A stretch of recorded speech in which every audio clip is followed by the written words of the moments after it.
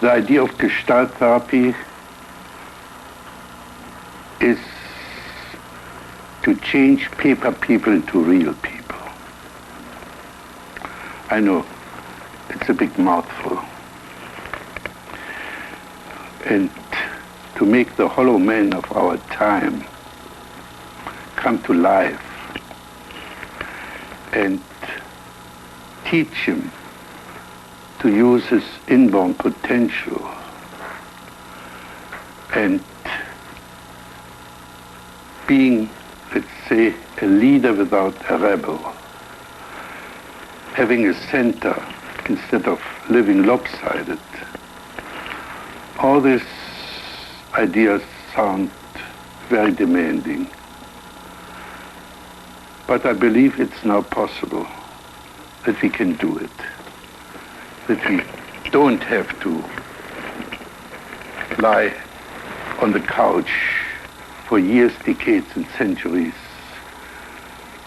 without essential changes.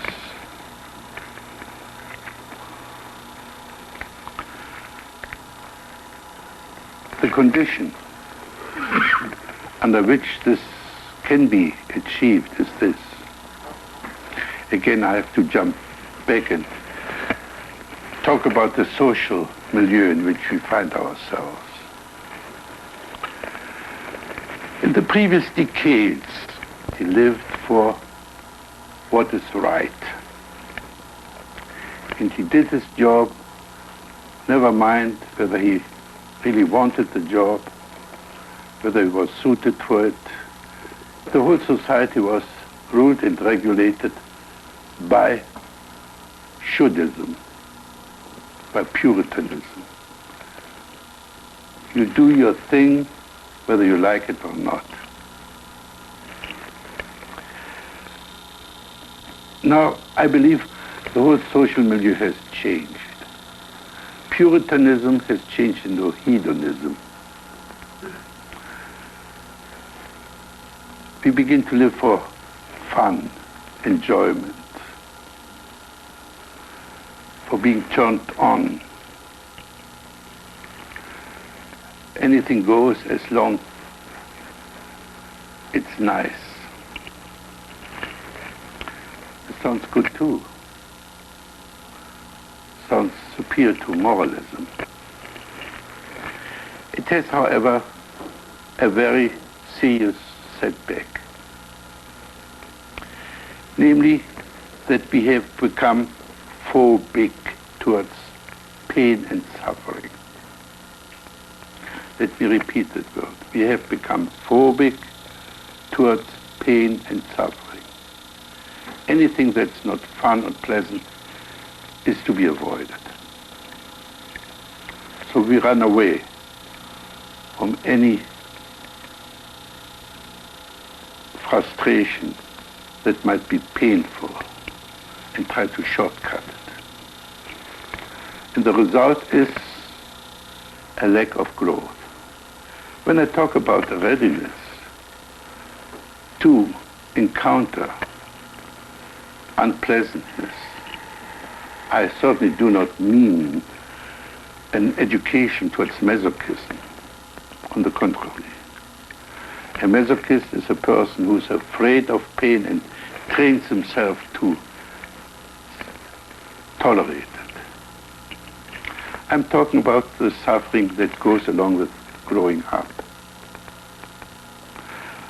I'm talking about facing honestly unpleasant situations, and this is very much linked up with the Gestalt approach.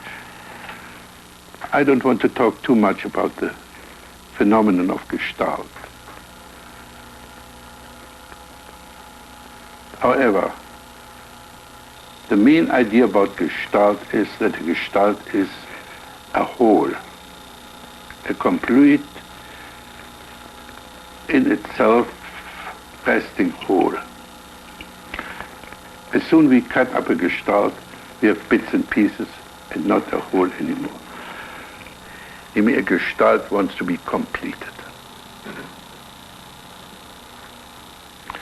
If the Gestalt is not completed, we are left with unfinished situations. In these unfinished situations, press and press and press and want to be completed. Let's say, if you had a fight, you really are angry with that guy, want to take revenge. This need for revenge will nag and nag and nag until you have become even with him. And so there are 1,000 unfinished Gestalten. How to get hold of this Gestalt is very simple. These Gestalten will emerge. They will come to the surface. Always the most important Gestalt will emerge first. We don't have to dig à la Freud into the deepest unconscious. We have to become aware of the obvious. If we understand the obvious, everything is there. And the neurotic is a person who doesn't see the obvious. So what we're trying to do in Gestalt therapy is to understand the word now, the present, the awareness, and see what happens in the now.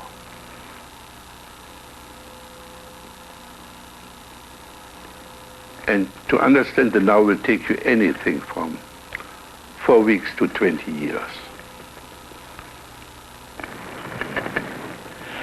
The second point I have to make in regard to our therapy is the word how. In previous centuries, we asked why. We tried to find causes, reasons, excuses, rationalizations, and we thought if we can change the causes, we can change the effect. In our electronic age, we don't ask why anymore, we ask how. We investigate the structure. And if we understand the structure, then we can change the structure.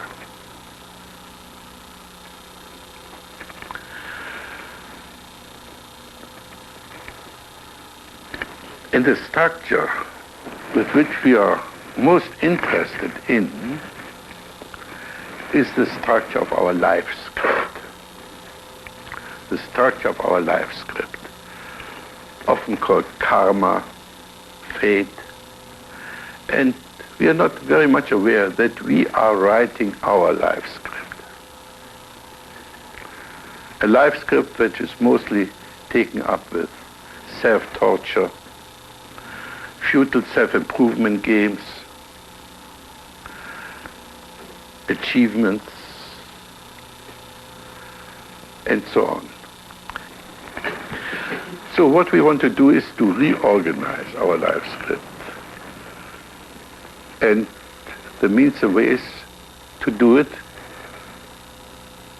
can be understood to quite an extent.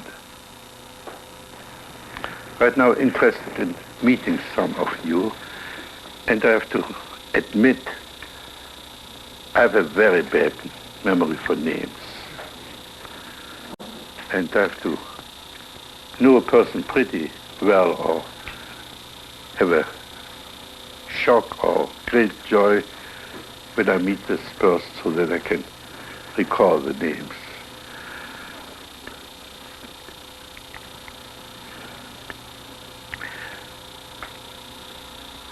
In order to work, I like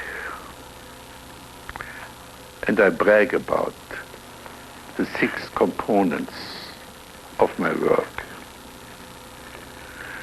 To work, I need my skill,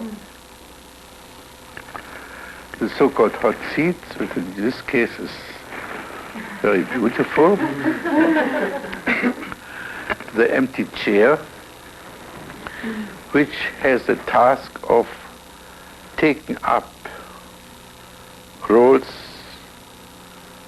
which you have disowned, other people which we need to understand our life script, We need something that is absent. I hope maybe today we don't need it. That is Kleenex, my cigarettes, the ashtray, and then I'm in business.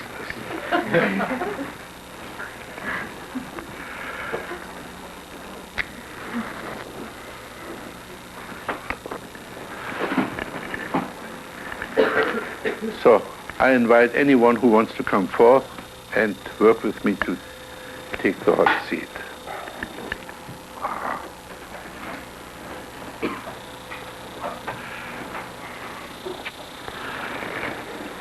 Your name is? Don. Don.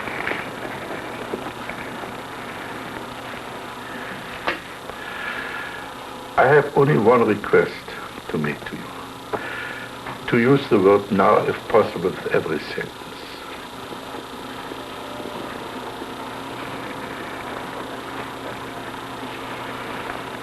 Like, now I feel my heart beating. Yeah.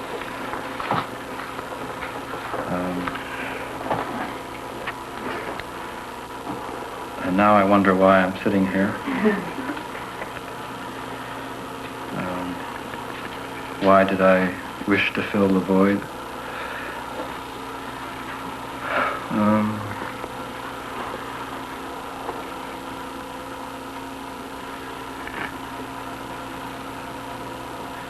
Now I'm wondering, what is there to work with? Yeah. Let me interrupt you here and switch back to Freud and his psychoanalysis. Freud said a person who's free from guilt feelings and anxiety is healthy.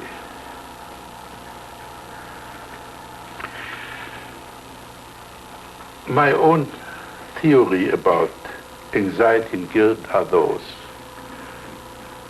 Guilt, as I hope to show in its context, is nothing but unexpressed resentment. And anxiety is nothing but the gap between the now and the later. As soon you leave the secure basis of the now and jump into the future, you experience anxiety, or in this case, stage fright. You get excited, the heart begins to race, and so on and so on, all the symptoms of stage fright.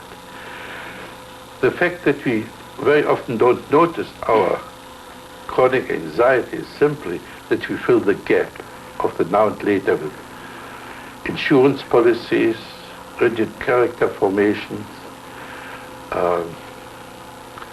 daydreams, and so on. If we reduce the later to the now, the anxiety is bound to collapse. So, let's do this now. Close your eyes and tell us in detail what do you experience now. Well, physically I feel the warmth of one hand and another.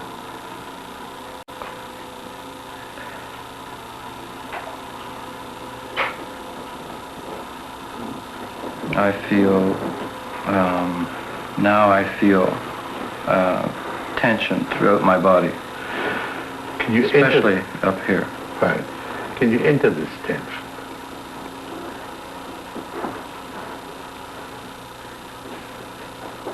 It's as if I'm being stretched this way, across my shoulder. Can you do this to me? Oh. Stretch me. It's as if I'm being pulled up this way. More. Do it as much as you need to do.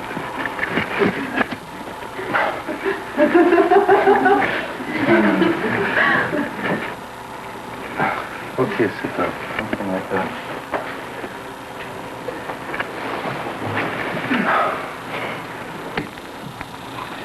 Now it's gone away. Yeah. If you learn to do unto others what you're doing unto yourself, You stop repressing yourself and preventing yourself from what you've got to do. I don't understand yet his need to stretch me. But to talk about it would be... And here I have to shock you, because I have to introduce one of the technical terms in Gestalt therapy, which is mind-fucking. The very moment we just play these intellectual games, like they do usually in group therapy,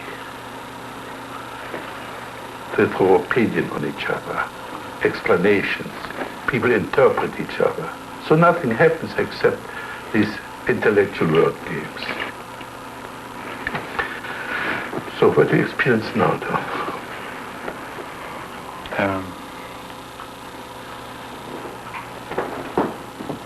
My own mind fucking. Explaining to myself why I would want to stretch you. Okay, let's introduce the empty chair. Ask Don this question. Dawn, why do you want to stretch yourself or another person?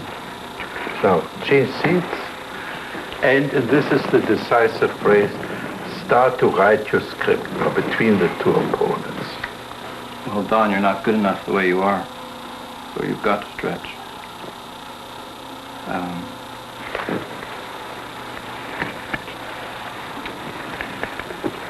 Yeah, that's quite possible.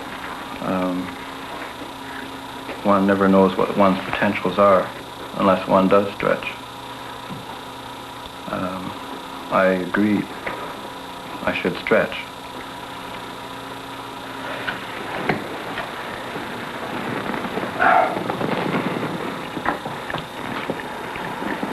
Yes.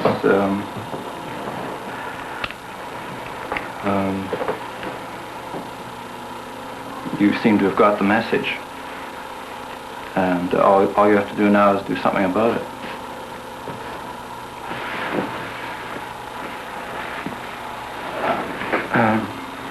Yeah, I do try to do something about it sometimes.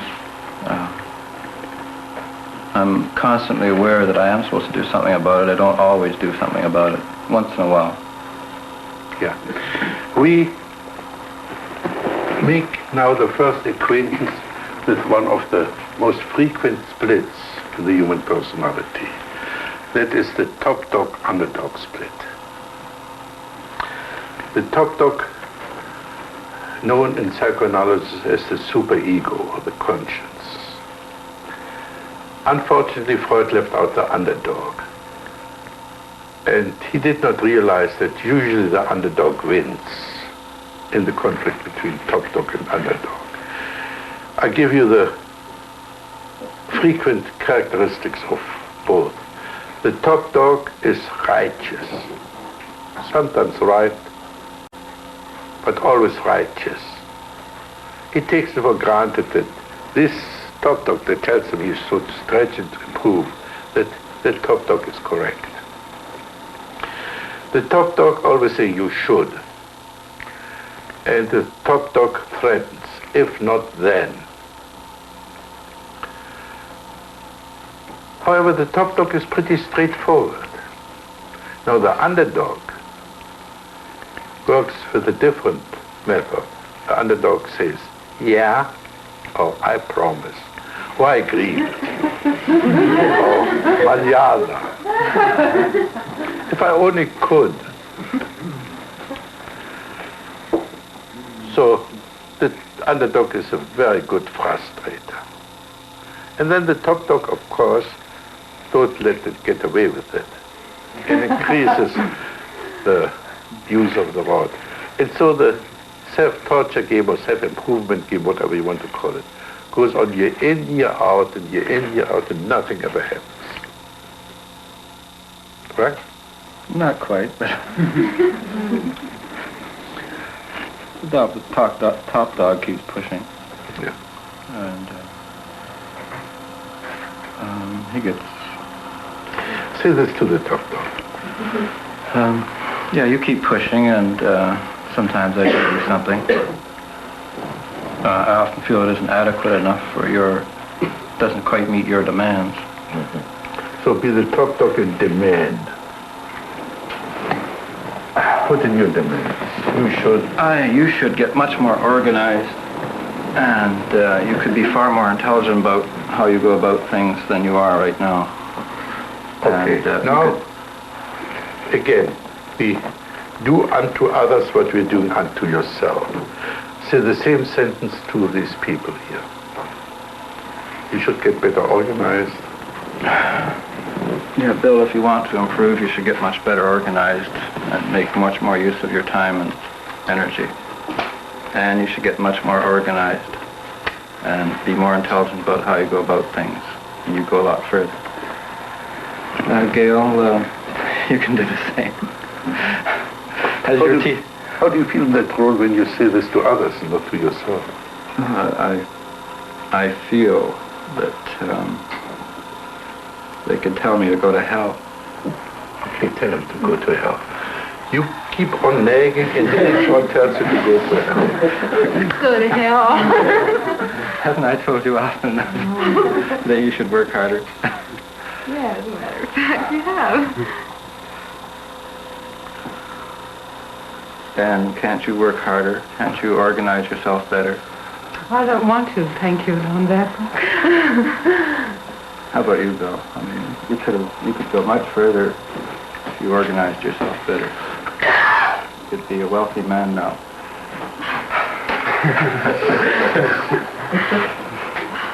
It's a fantastically successful business if you organized yourself and worked harder with your talents.